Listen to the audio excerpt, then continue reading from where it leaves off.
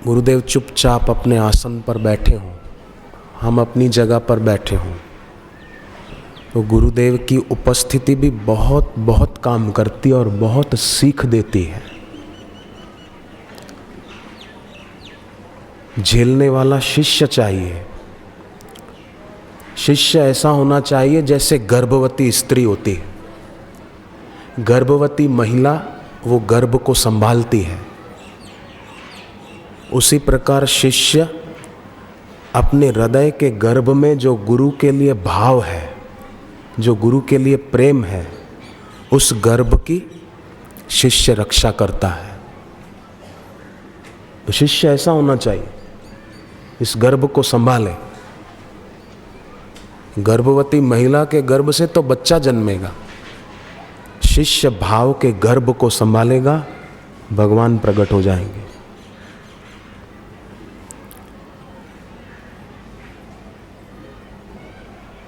इसलिए बहुत हम साधकों को, शिष्यों को संभलना होगा।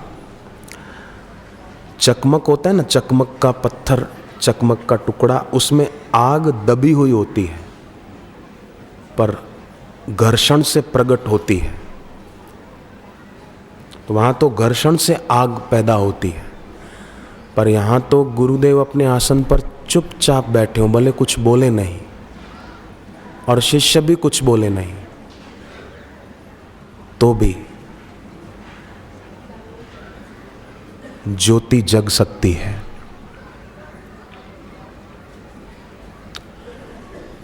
आप एक बात बताओ, पूछूं? खाली घड़ा शुभ शगुन माना जाता है कि भरा हुआ घड़ा? भरा हुआ घड़ा। जगी हुई ज्योत शुभ शगुन मानी जाती है कि बुझी हुई? जगी हुई। तो जब हम इस दुनिया से जाएं शरीर छोड़कर, तो ईश्वर को भी शुभ शगुन होना चाहिए कि वाह वाह जगी हुई ज्योत आई है, वाह भाई वाह। ईश्वर भी राजी हो जाए, खाली घड़े की तरह न जाएं, छलकते हुए घड़े की तरह जाएं। भगवान भी राजी हो जाए कि वाह वाह शुभ शगुन हो गया, ये छलकता हुआ घड़ा आया है, खाली घड़ा नहीं आया, ये जगी हुई ज्योत आई है, बुझा हुआ दिया नहीं आया। भगवान भी राजी हो जाए। और ये काम केवल और केवल गुरु की सन्निधि में होता है। पर लोग ऐसे भोले हैं, ऐसे भोले हैं बेचारे,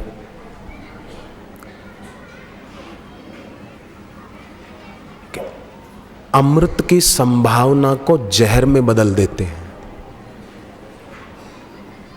अमृत प्रकट हो सकता था, मीरा को तो जहर दिया गया था, फिर भी मरी नहीं, ये कथा आप जानते हैं। अपने एक साधक भी, गुजरात में गोंडल है, राजकोट से 25-30 किलोमीटर आगे शहर है छोटा सा।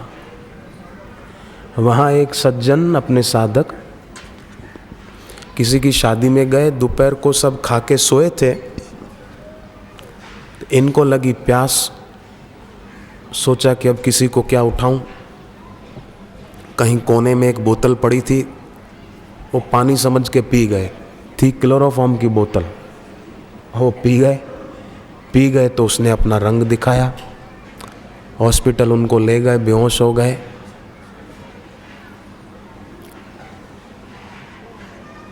परंतु उनके साथियों ने, संबंधियों ने मिलकर जब तप किया तो उनकी चेतना फिर लौट आई और वो ठीक हो गए, क्लोरोफॉर्म की बोतल पी गए। तो इस युग में भी ऐसी घटनाएं घटती हैं। आपको बताऊं, एक महिला, मुझे एड्रेस याद नहीं है कहाँ की घटना, ये घटित घटना है। उसके परिवार में कुछ क्लेश था, तो वो सुबह चली गई 7वीं मंजिल के ऊपर छत पर, अपार्टमेंट होता ना, फ्लैट होते, तो ऊपर छत पर चली गई और सोचा कि अब कूद कर मर जाऊं। 7वीं मंजिल की छत से कूदूंगी तो ज़रूर मर जाऊंगी, मुझे नहीं जीना है। तो गले में बापूजी के चित्र वाला लॉकेट पहना हुआ था। सोचा कि अब मरूं तो एक बार महाराज जी को याद कर लूं, गुरु जी को याद कर लूं, फिर मरूं।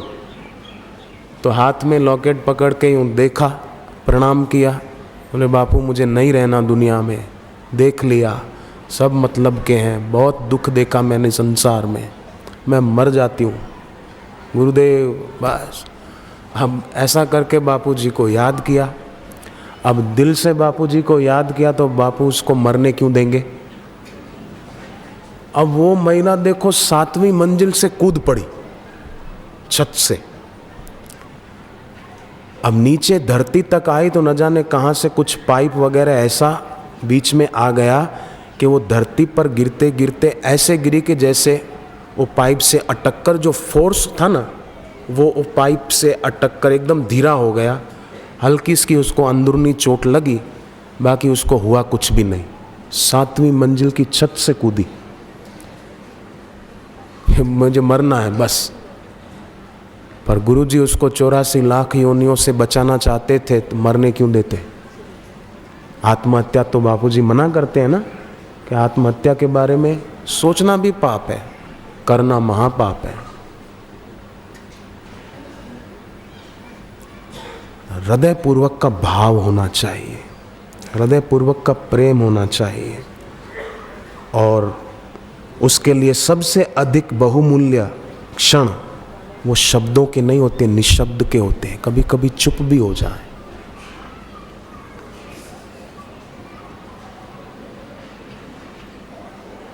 गुरुदेव बैठे हों और ऐसा नहीं कि हम मन में बोलते रहें बापूजी मेरा दुख दूर हो जाए, मेरा कष्ट दूर हो जाए, ये हो जाए। चुप, निशब्द। फूल पड़ा रहेगा तो सुगंध अपने आप उठेगी। फूल को कहने की जरूरत नहीं है मेरी सुगंध ऊपर उठे, सुगंध ऊपर उठे, उठेगी। धूप बत्ती जला के जमीन पे रखो, उसकी सुगंध चारों तरफ फैलेगी। ज्योत जला के रखो, वो ऊपर उठेगी। शब्द बोलने की जरूरत नहीं है प्रार्थना में ज्यादा। शांत, निशब्द, उसकी ज्यादा जरूरत है।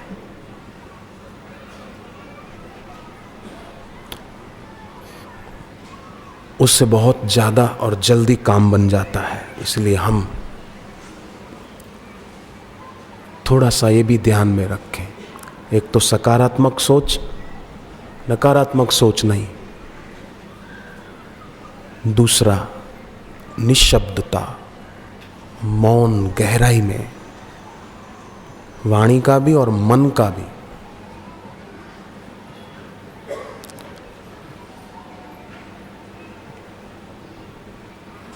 गीता में मन के मौन की महिमा आती है। आप पढ़ो, मैं खाली मेरी बात मानो, मैं ऐसा मैं नहीं कह रहा, गीता पढ़ो। मन का मौन, 17वां अध्याय 16वां श्लोक। मनः प्रसाद सौम्यत्वम, मन शब्द आया, मनः प्रसाद सौम्यत्वम मौनम आत्मविनिग्रह। वाणी संबंधी तप भगवान ने पहले बताया। अनुद्वेग करम वाक्यम सत्यम प्रियम हितम चयत। उद्वेग पैदा करे ऐसा वाक्य मत बोलो, ये वाणी संबंधी तप है। पर मन संबंधी तप, वाणी का मौन अच्छा है, पर मन का मौन,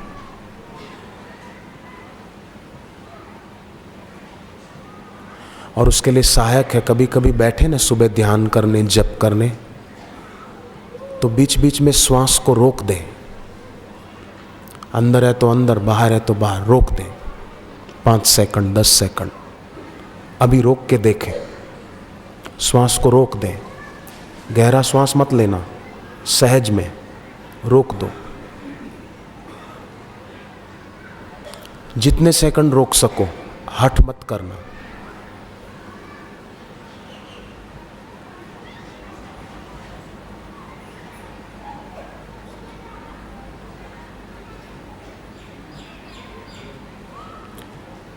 5 सेकंड, 10 सेकंड, फिर श्वास सामान्य चलता रहा, फिर रोक दिया थोड़ी देर में, 5-10 सेकंड, 15 सेकंड, फिर लिया। ऐसा बीच बीच में सहज में रोक दें तो मन का मौन होने में सहायता मिलेगी।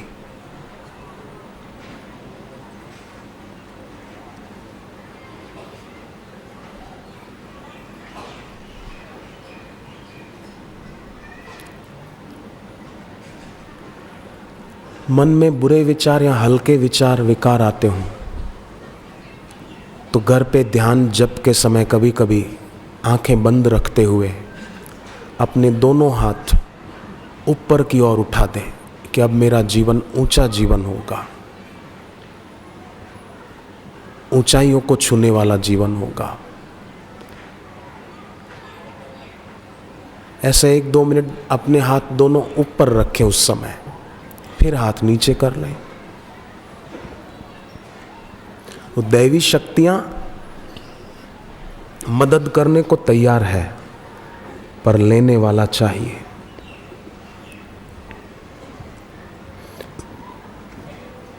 मछली को पानी न मिले ना तो मर जाती है तड़प तड़प के।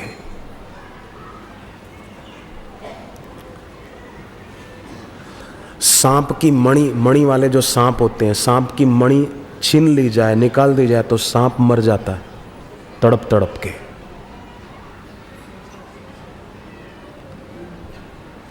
पर इंसान ऐसा है, हम लोग ऐसे हैं कि हमको उतनी लगन नहीं लगती। बापूजी कितना रात्रियां जगते थे तब कर। चेतना के स्वर में तो बहुत थोड़ा दिखाया गया है ना, उसमें पूरा आ ही नहीं सकता। जंगलों में गए हैं, चट्टानों पे बैठे हैं, शिलाओं पर ही सोते हैं, कम समय रात गई प्रभात हो आई, बाल रवि ने सूरत दिखाई, प्रातः पक्षी कोयल कूकंता, छूटा ध्यान उठे तब संता। पूरी पूरी रात बीत जाती। देखो ये पाठ में आपने ध्यान नहीं दिया हो तो अभी ध्यान दो इस पे।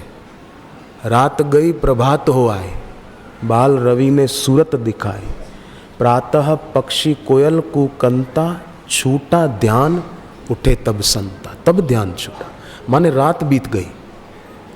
तो ऐसा तो कई रात्रियों में होता था। ध्यान का स्वाद लगा तब ऐसे, रहे न मछली जल बिन जैसे।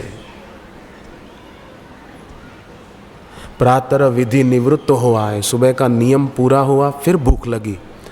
आजकल तो नियम पूरा हुआ ही नहीं और भूख लग जाती है। मेरे को भूख लगी, मेरे को भूख लगी, माला जल्दी करो। 2-3 माला शुरुआत की तो धीरे धीरे घुमाएंगे आराम से, फिर देखेंगे कि अब सुधा देवी कृपा करने को तैयार है तो गति बढ़ती जाती, धीरे धीरे धीरे धीरे धीरे खूब बढ़ जाती।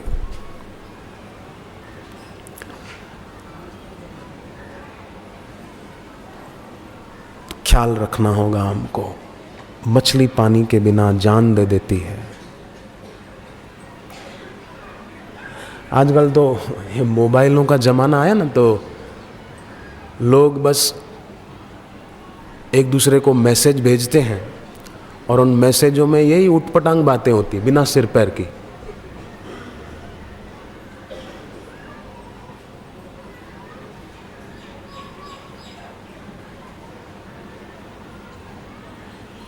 आप हमारी धड़कन हो, धड़कन को कैसे रोक पाएंगे हम?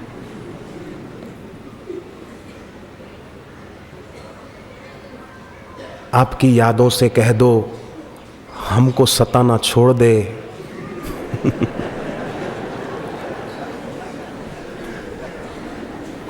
हे भगवान, कोई उसको याद नहीं आती। आइसक्रीम खा रहे थे, हम बोले आपकी यादों से कह दो हमको सताया ना करे।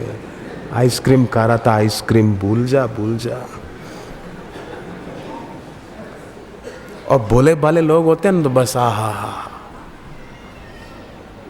मंत्र की तरह उसको पढ़ते रहते हैं।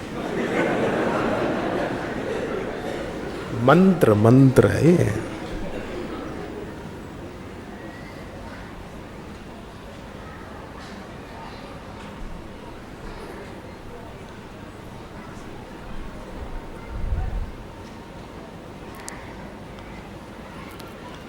बच के रहना रे बाबा, बच के रहना रे।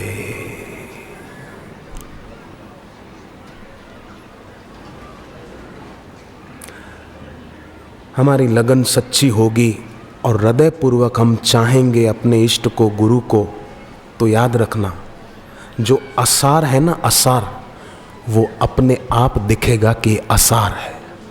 सोचना नहीं पड़ेगा, विचारना नहीं पड़ेगा। लगन सच्ची, चाहेंगे हृदय पूर्वक। और ये बात दूसरी याद रहे कि आसार जब आसार दिखने लगेगा तो सार के तरफ की आधी यात्रा तो हो गई समझो।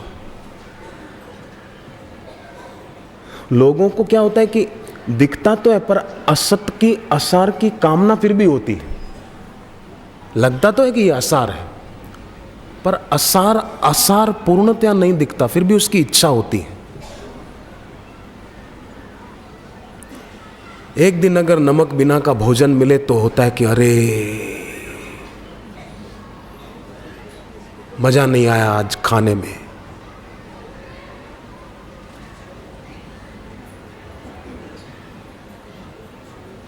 और बापूजी कितने समय तक, कितने अनुष्ठान, क्या क्या, पिया दूध थोड़ा फल खाया, नदी किनारे जोगी दाया, ये तो कितना हुआ होगा। मूंग की दाल बापूजी रख देते थे भिगोकर रात को और सुबह उसी को उबालकर खा लेते थे। कितने दिनों तक, कितने समय तक। हम लोगों को अगर कोई कहे 40 दिन तक आप खाली मूंग की दाल रात को भिगो के रखो पानी में, सुबह उबाल कर ऐसे ही पी जाओ, तो बोले मेरा पेट खराब हो गया है, मेरे को सब्जी चाहिए, मेरे को बिना नमक के वो हो जाता है, थोड़ा कुछ बैलेंस बिगड़ जाता है। आदमी कई तरह के तर्क खोज लेता है अपने शौक पूरे करने के। तो आसार जब ठीक से आसार दिखेगा और आसार को आसार समझ लिया तो सार के तरफ की यात्रा आधी तो हो गई।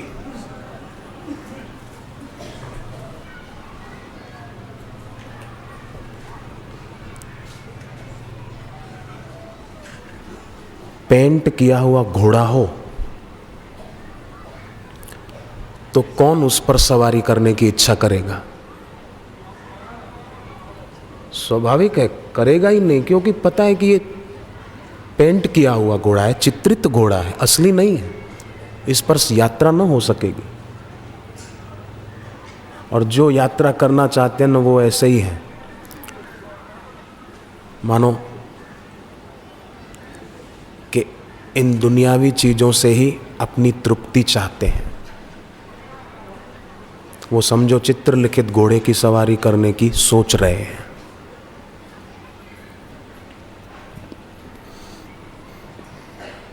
सूर्यमुखी फूलों की खेती होती है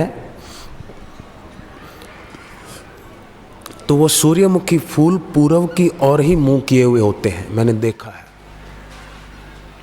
आप उनके पीछे एक पर्दे पर सूर्य का चित्र बनाकर बड़ा आकर्षक अच्छे पेंटर से बनवाकर बड़ा होर्डिंग लगा दो, फ्लैक्स लगवा दो। आजकल तो उसका ज़माना है ना, पेंट कराने की ज़रूरत नहीं है, बढ़िया आकर्षक वो बना के लगा दो, तो सूर्यमुखी फूल को धोखा नहीं दे सकेंगे। वो घूमेगा नहीं फ्लैक्स की तरफ, वो पूर्व की ओर ही रहेगा। पर किसी इंसान को धोखा देना हो तो वो तुरंत खा जाता है। किसी का भी रूप देखकर उसके प्रति फिजिकली अट्रैक्शन होना, ये समझो पूर्व के असली सूर्य को छोड़कर फ्लैक्स के सूर्य पर ध्यान दे रहा है जो असली नहीं है।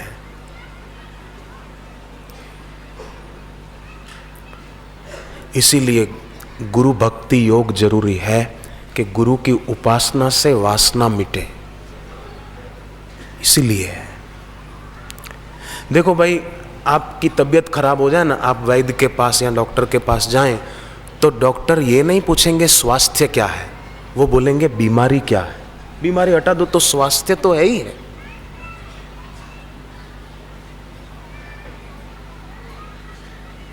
केवल बीमारी हटानी।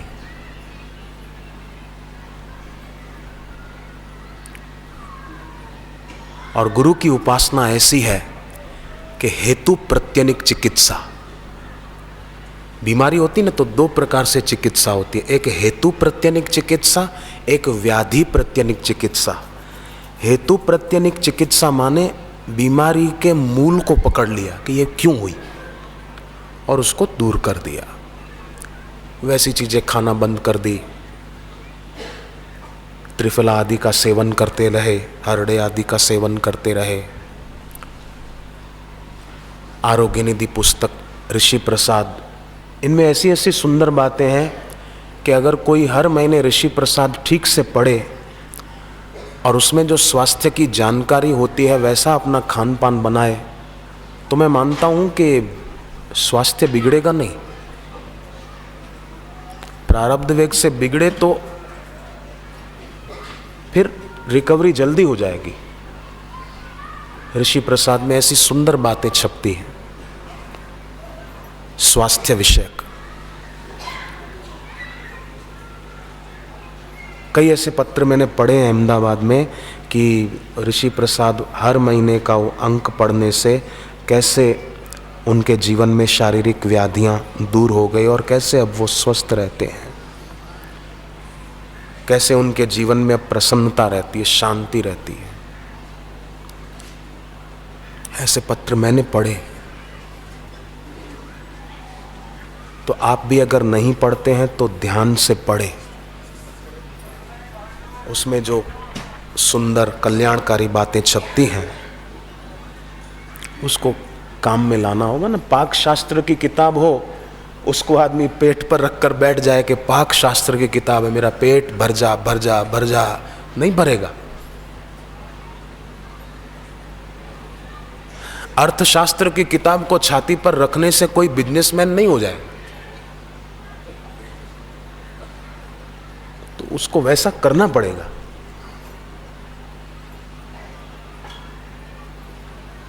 एक लड़की ने पाक शास्त्र की किताब पढ़ी, प्रैक्टिकल कुछ किया नहीं, खाली पढ़ ली थी। एक दिन उसके पति ने, शादी जब हो गई तो पति ने कहा तुझे हलवा बनाना आता है? तो बोली हाँ हाँ आता है। बोले अच्छा तो बना देना, मुझे जाना है दोपहर को, कब आऊँगा? तो थोड़ा पेट में वजन रहेगा तो ठीक है। बोले ठीक है बना देती हूँ। और उसने कभी प्रैक्टिकल किया नहीं था, निकाली पाक शास्त्र की किताब और उसमें पढ़ा कि घी इतनी डिग्री तक गर्म हो फिर आटा डालो। उसने घी तपाया, पर डिग्री कैसे पता चले कि इतना गर्म हुआ? घी हो गया ज़्यादा गर्म, फिर डाला आटा तो जल गया और उसकी स्मेल पूरे घर में आई। पति ने कहा कि बन गया हलवा और मैंने खा लिया, मैं जा रहा हूँ दूध पी के खा ली, तू देखना कोई आदमी देख के फेंकना, मतलब किसी को लगे नहीं। अब वो खड़ी रही खिड़की के पास, एक तहसीलदार साहब नीचे से गुजरे, बढ़िया प्रेस किए हुए कपड़े पहनकर, उनके ऊपर डाल दिया। वो झगड़ा करने आए तो पति ने कहा कि ये तूने क्या किया? बोले आपने कहा था ना कोई आदमी देख के डालना, आदमी देख के। उसने, बेचारे ने कहा कुछ, उसने किया कुछ।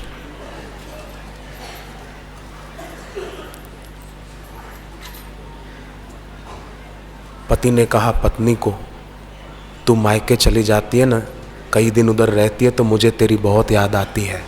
कैसा प्रेमी पति रहा होगा बेचारा, मुझे तेरी बहुत याद आती है, तू कम से कम एक चिट्ठी तो लिखा कर कि मैं पहुंच गई, मज़े में हूँ, आप मज़े में होंगे। पत्नी ने कहा ठीक है लिख दूंगी, पर मुझे संबोधन लिखना नहीं आता, क्या लिखना चाहिए पति को? बोले इसमें क्या बड़ी बात है, ऊपर लिखना प्राणों से प्यारे श्री, फिर पतिदेव, फिर जो लिखना है लिखना, आखिरी में लिखना आपके चरणों की दासी। ठीक है। थोड़े समय के बाद पत्नी गई मायके, 1-2 दिन बीता, सोचा पति को चिट्ठी लिखूं, पर संबोधन भूल गई बेचारी। लिखा तो था नहीं, नोट नहीं किया था, भूल गई। अब सोचने बैठी, याद आ गया, लिख दिया। चिट्ठी पहुंची पति के पास। पति तो धरती पे पैर नहीं पड़ रहे थे, राजी राजी हो गया। बेचारे को बहुत प्यार होगा। चिट्ठी खोली और जहां संबोधन पड़ा,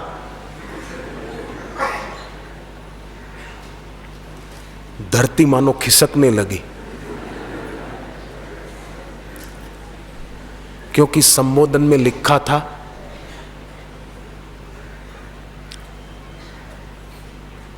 चरणों के दास श्री।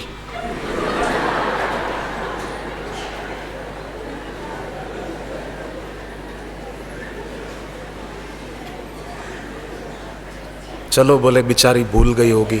फिर आगे तो अच्छा लिखा था, पर आखिरी में जहां पड़ा फिर बेचारे के होश गुम हो गए, क्योंकि नीचे लिखा था आपके प्राणों की प्यासी।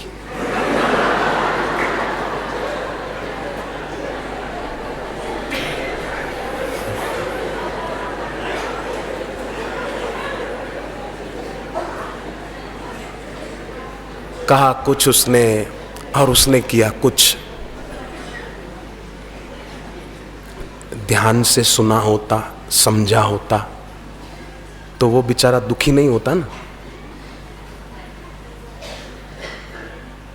तो देखो, व्यक्ति को खूब ध्यान देना चाहिए कि कहीं मेरी प्रवृत्ति राग से या द्वेष से प्रेरित तो नहीं हो रही है।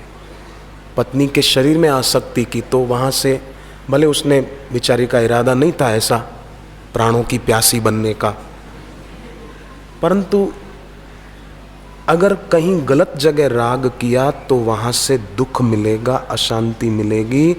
राग द्वेष रूप द्वंद्व से संसार का संबंध पक्का होता है और ईश्वर से विमुखता आ जाती है।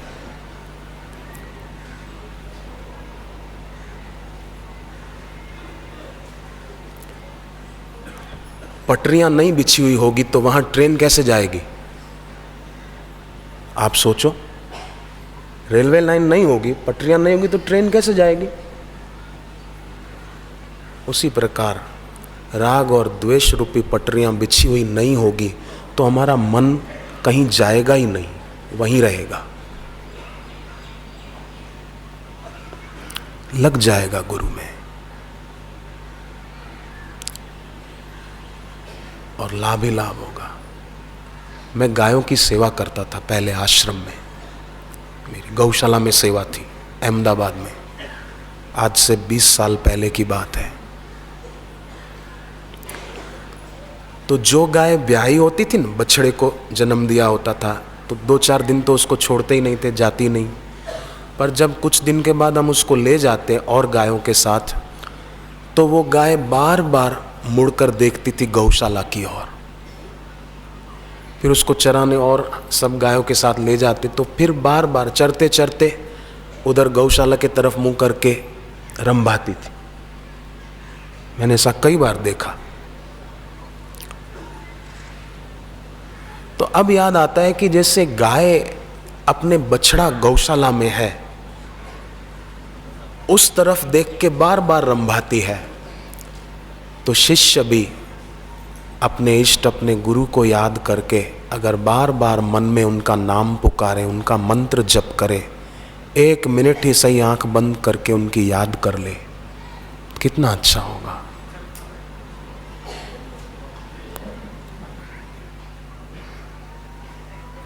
गाय को बछड़े की याद आती हो, उसका तो बछड़े में राग है, वो तो मोह है। पर शिष्य का गुरु में राग नहीं होता, अनुराग होता है, प्रेम होता है। और उस प्रेम के प्रताप से शिष्य तर जाता है। शिष्य का अर्थ है अपने को न बचाना। शिष्य कौन? कि जिसने मैं भाव का विसर्जन कर दिया और त्वम एव त्वमेव, बस तुम ही, त्वमेव माता, तुम ही माता,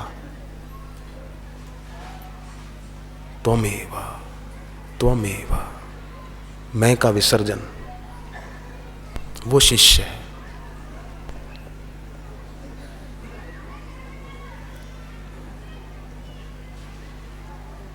ऐसा शिष्य जब होता है तो उस शिष्य को सचमुच, देखो भूख लगती है हम लोगों को, प्यास भी लगती है ना। तो भूख और प्यास ये सिद्ध करती है कि खाद्य पदार्थ और पेय पदार्थ हैं, इसलिए भूख लगती है। तो शांति की, निर्विकारिता की, निश्चिंतता की, सुख की भूख है हमको। तो ये बातें सिद्ध करती है। देखो कई साधक ऐसा चाहते हैं हमको कोई विकार ना आए, कोई वासना मन में न रहे। तो ये बातें सिद्ध करती है कि कोई निर्वासनिक तत्व है, कोई निर्विकारी तत्व है, और वो देने वाले, उसमें स्थिति कराने वाले गुरु भी हैं। परंतु अहम को खोने का साहस करे, वो कुछ पाने का अधिकारी हो जाता है। अभिमान को छोड़ने की हिम्मत दिखाए, वो गुरु से कुछ पाने का अधिकारी हो जाता है। इसलिए बड़े से बड़ा कोई काम अगर है इस दुनिया में तो सदगुरु के पास आना, ये बहुत बड़ा काम हो रहा है। हम जो आए ना यहाँ, भले चंडीगढ़ के हैं, कोई पंचकुला से आए हैं, कोई लुधियाना से आए हैं, कोई कहीं से आए हैं, दूर दूर से भी भक्त लोग आए हैं।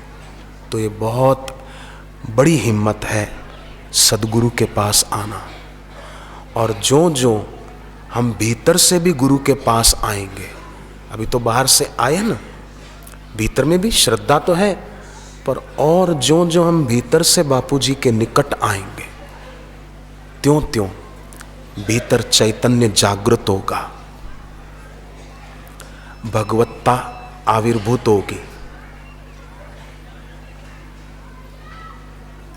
क्षुद्रता खोती जाएगी। आप देखो संगीत का जो वाद्य यंत्र होता है ना, पहले तो वो दिखता है, पर जब उसको बजाया जाता है तो वाद्य यंत्र गौण हो जाता है, संगीत मुख्य हो जाता है, क्योंकि उसकी ध्वनि में हम मस्त हो जाते हैं। तो ऐसे ही जो जो भीतर से हम गुरुदेव के निकट आएंगे ना, तो पहले तो बाहर से निकट आने लगे कि चलो दर्शन करने जाना है, दीक्षा लेनी है, फिर दीक्षा ले ली, जप करने लगे, गुरु के लिए श्रद्धा बढ़ी। पहले तो गुरु जी को साधारण संत मानते थे, अब तो भाई गुरु ब्रह्मा, गुरुर विष्णु, गुरुर्देवो महेश्वरा, ये भाव बढ़ने लगा। अब भीतर से नैकट्य बढ़ने लगा। तो सुबह रोज ध्यान करते समय, एक टक गुरु मूर्ति की ओर देखते समय ऐसा आनंद आता है कि फिर ये यंत्र, ये शरीर गौण हो जाता है। फिर उस भाव लहरियों में, उस भाव के समुद्र में साधक खो जाता है। वहाँ शुद्रता मिटती है और विराट करवट लेने लगता है, भगवत्ता आविर्भूत होती है। तो ये बहुत बड़ी बात है, गुरु के पास आना। और जो जो हृदय से पास आएंगे ना, तो देखो समाधान भी होता जाएगा। समस्या है भीतर, बोले मेरे मन में शांति नहीं, ऐसा बोलते ना, भाई मेरे मन में शांति नहीं, बड़ी अशांति है। तो अशांति है भीतर और उपाय खोज रहे हैं बाहर, अशांति बनी रहेगी। समस्या है भीतर, विकार भीतर है और समाधान खोजते हैं बाहर, कोई उपाय करूं, कोई बूटी खाऊं ताकि स्वप्न दोष ना हो, ये ना हो। अरे ये नासमझी की बात है। समस्या भीतर है, समाधान बाहर कैसे मिलेगा? शुद्रता भीतर है भरी हुई, भीतर से गुरु के निकट आए तो वहां से वो जाए।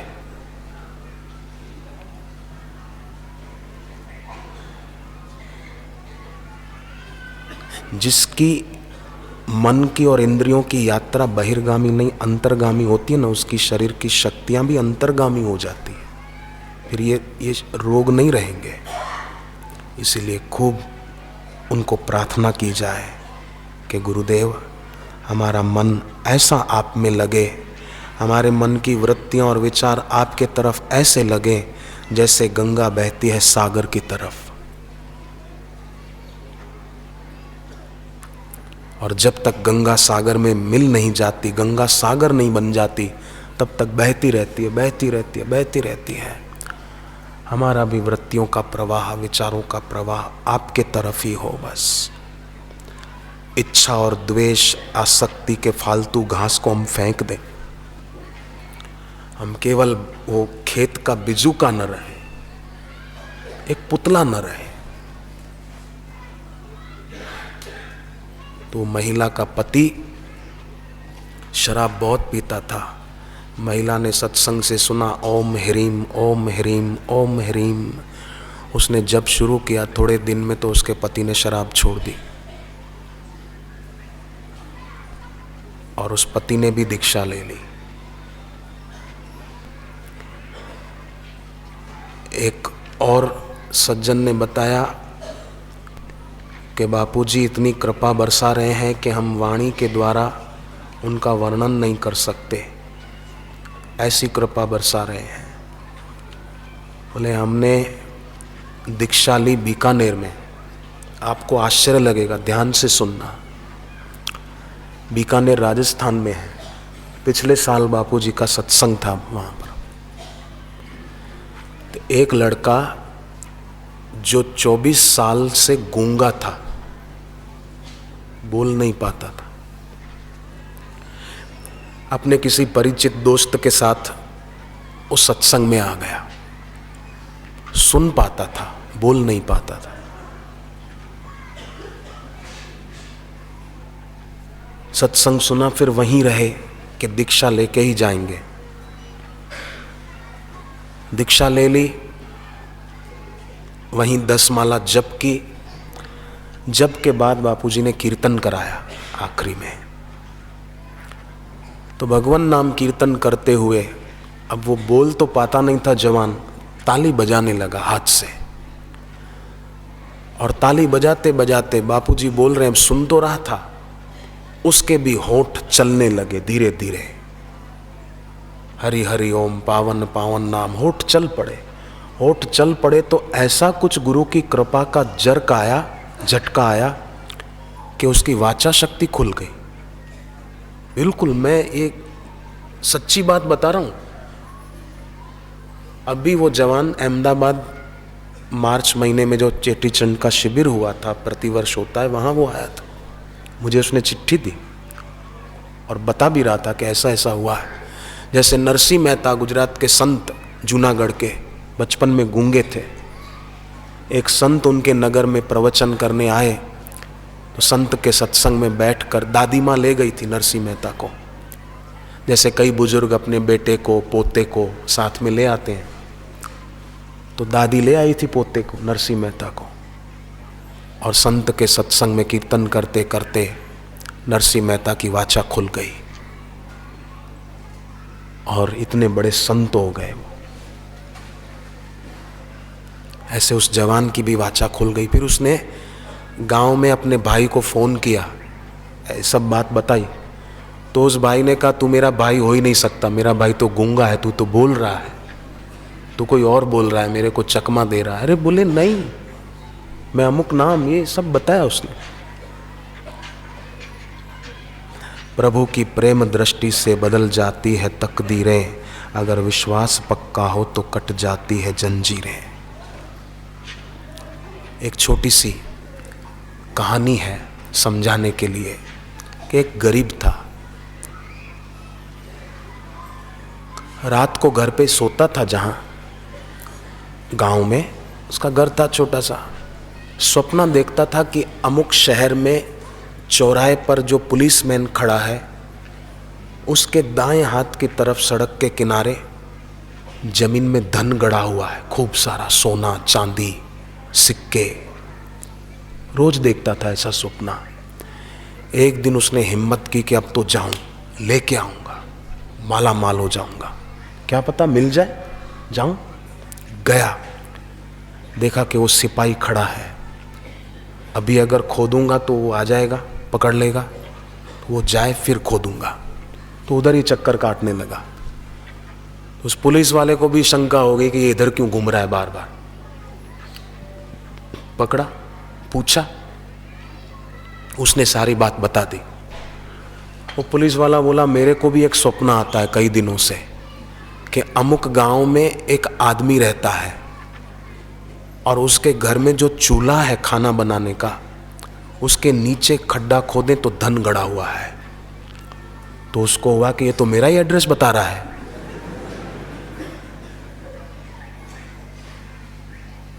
वो तो भागा कि पहले वहां जाकर देखूं। वहां जाकर देखा और चूल्हे के नीचे खड्डा खोदा तो सचमुच धन मिला। वो तो राजी राजी हो गया, और उसको हुआ कि धन तो यहां था, मुझे वहां दिख रहा था। और पुलिस वाले ने भी वहां खड्डा खोदा उसके बताने पर, तो वहां उसको मिला। उसको लगा कि यहां था, मैं वहां खोज रहा था, स्वप्न मुझे वहां का दिख रहा था। अभिप्राय एक कहानी संकेतिक है कि व्यक्ति जहाँ है वहाँ सुख का स्रोत है। बोलते हैं ना भाई भगवान सब जगह है, और भगवान तो सब सुखों के, सब सुविधाओं के, सबके स्रोत हैं, सब वहाँ से निकलता है। तो क्यों ना हम भी थोड़े अंतर्मुख हों, अंतर की यात्रा पर चलें, तो पता चलेगा कि जितनी शक्ति जीवन को दुखमय बनाने में लगाते हैं, उतनी शक्ति से हम जीवन को सुखमय भी बना सकते हैं। आप देखो, चिंता करके एक कोई बहन रोए, मेरा पति कहना नहीं मानता, मेरे को डांटता है, क्या करूं, मैं बहुत दुखी हूं। तो ये रोकर जीवन को दुखमय बना रही है। पर शांत बैठे के कोई बात नहीं, भगवान मुझे प्रेरणा दे रहे हैं कि मैं अपनी भक्ति बढ़ाऊं, कोई बात नहीं, मैं अपना जप बढ़ाऊंगी, मैं अपनी साधना बढ़ाऊं, मैं अपना सुमिरन बढ़ाऊं, मैं सुबह जल्दी उठूं, ध्यान करूं, तो जरूर सब अच्छा हो जाएगा। कईयों का हुआ है तो मेरा क्यों नहीं हो जाएगा। दृढ़ संकल्प, तो कितना अच्छा होगा, हो जाएगा जीवन सुखमय, है ना। उसी शक्ति से जीवन दुखमय भी हो सकता है और उसी शक्ति से जीवन सुखमय भी हो सकता है।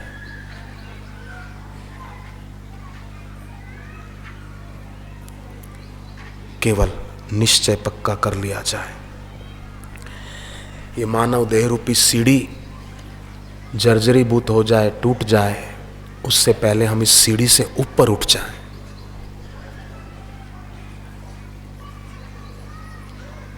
नर तन सम नहीं कौने उदेही, जीव चराचर जाचत जेही, स्वर्ग नरक अपवर्ग निसेनी। तुलसीदास जी ने कहा ये सीढ़ी है, निसेनी सीढ़ी है। चाहो स्वर्ग के दरवाजे रखो, चाहो नरक, चाहो अपवर्ग माने मोक्ष, मुक्ति के द्वार पे रख दो, इस सीढ़ी पहुंच जाओ। दूसरी एक बहन ने बताया वो दुखी नहीं, ये इसलिए बता रहा हूं कि कई लोग अपनी शक्ति दुख बढ़ाने में लगा देते हैं।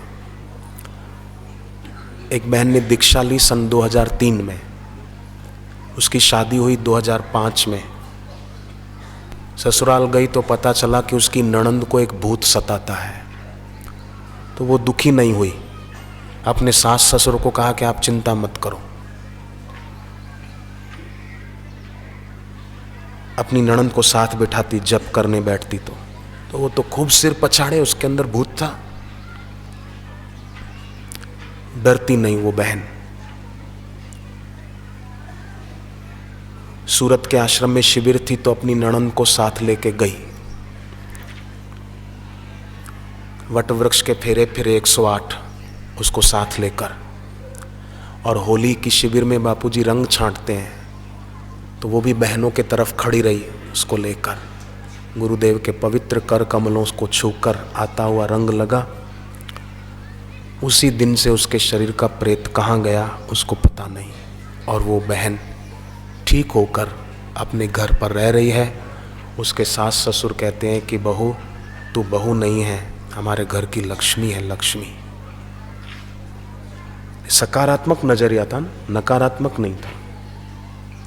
कितना अच्छा हो गया। तो हर भाई बहनें हम नकारात्मक नहीं, नेगेटिव सोच नहीं, जीवन रसायन पुस्तक पढ़ें, जीवन विकास, दैवी संपदा, इन पुस्तकों को बार बार पढ़ें।